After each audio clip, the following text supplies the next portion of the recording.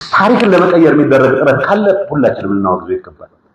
እኔ ህወሓት ከዚህ ነፃ ነው እያልኩ አይደለም። በተግባር ቀድሜ እኮ ይሄን የዚህ አካባቢ ህዝብ ለየት ባለ መልኩ ጥያቄ መስተናገድ አለበት የሚል እምነት ከነበራቸው ውስጥ ወስነንም እናውቃለን።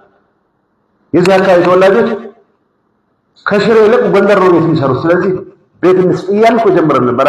ያው የልብስ አልሆነም፣ ብዙም አልገፋንበትም፣ አልተሳካም።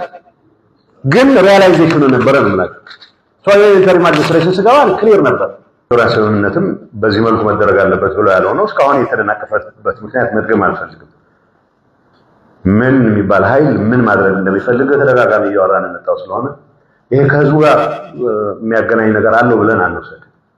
ተደራሽ ወራ ማይካድራ ተጨፍጭፈናል የሚልም አለ። ማን የጨፈጨፈው? እስኪ እና ተጠያቂውን ጠይቁ። መጠየቅ ያለበትን ጠይቅ። ሁሉ እኔ እዚህ እጅ ካለኝ ልጠየቅ። ማንም እጅ ያለው ሰው መጠየቅ አለበት። ሰዎች እርስ በርስ የሚገዳደሉበት ሁኔታ የፈጠረ መጥፎ ፖለቲካ፣ ብልሹ ፖለቲካ ለማስተካከል በሚደረግ ጥረት ሰላምን ሆስቴጅ አናድርገው ነው ያለው። መጠየቅ ያለባቸው ሰዎች ካሉ መጠየቅ መቻል ከማንም ወገን ነው። ቢያንስ ግን የህዝብ ጠብ አይደለም ብላችሁ ሁላችሁ እየገለጻችሁ ነው። የህዝብ ጠብ አለመሆኑን ህዝቦች ተቀራርበው በሚያደርጉት ውይይት መፈታት መቻል አለበት። ከወልቃይት እና ከጸገዴ የተፈናቀለ ሌላ አካባቢ ሱዳን የሚኖር ሌላ አካባቢ የሚኖር መመለስ አለበት ነው። it works both ways። ተፈናቃይ መመለስ ማለት ተፈናቃይ ወደ አገሩ ለመመለስ የሚያስችሉት ሁኔታዎች ፈጥረ ማቋቋም መቻል ማለት ነው።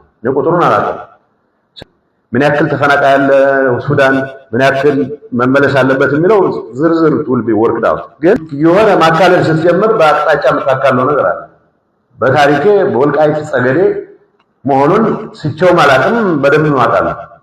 አንዳንድ አካባቢዎች እኮ መጣሪያቸው የመጣው ለአስተዳደር ድምጽ ነው አይደል? ምንድነው ይሄ አካባቢ ራሱን መቻል የሚችል አካባቢ ለምን ከፌደራል ፕሮጀክቶች መራቅ ያለበት? የምርምር ጣቢያዎች አሉ፣ መሰራት መቻል አለበት። ይሄንን ለማድረግ የሚያስችል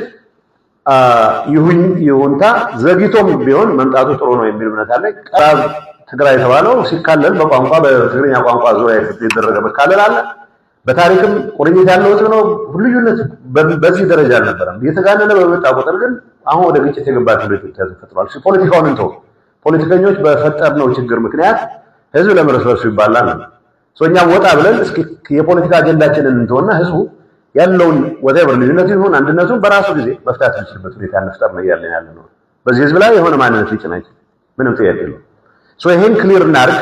በዚህ ላይ ተመሰረተን ግን ይሄ ማንነት ጥያቄ እስኪረጋገጥ ተብሎ ይሄ ህዝብ ለምን ከልማት ይርቃል?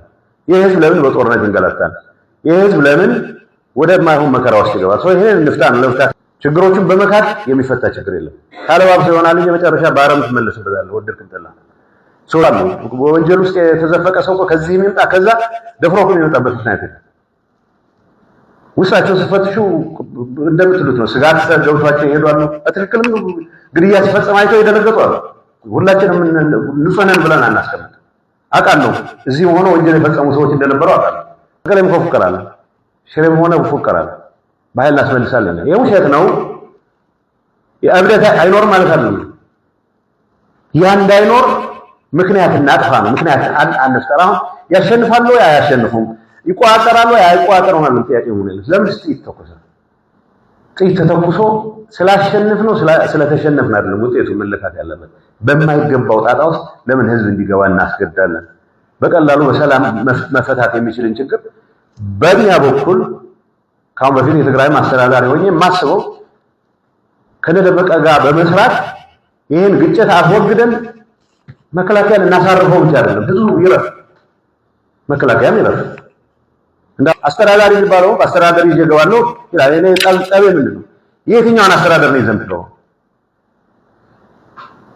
ሁመራ ከለቀቅ ነው 5 ዓመት ሞልቶት የነበሩ አስተዳዳሪዎች አንዳንዶቹ በፈቃደኝነት ወደ እናንተ ገብተዋል። አንዳንዱ ከውሏል። አስተዳዳሪ ሰሞኑን ተመርጠው ከሆነ ሰፈር የመጣ አስተዳዳሪ ቃፍታ ምን እንደሆነ የማያውቅ ሰው አስተዳዳሪ ተመድቧል። ቃፍታ አውቃለሁ። ቃፍታ የት ነው? ጨረቃ ላይ ነው? ወለጋ ነው? በፍጹም የማያውቅ ሰው የቃፍታ ማህዳሪሃ ተዋህሊ ብደል ዝፈቅድ መስለኩም አይሆን አሁን አይወበለን እናንተ ማትቀበሉ ለኔ ማተር የሚያደርገው አስተዳዳሪ ይገባል ብሎ ሸጡ። የምን አስተዳዳሪ? ጸጥታ ለማስጠበቅ መተማመን ከፈጠርን ጸጥታ የሚያስጠብቀው መከላከያ አይደለም። እኛ በምንሰራቸው ፖለቲከኞች በምንሰራቸው ስራዎች ወታደሩ ለምን ይሰቃያል?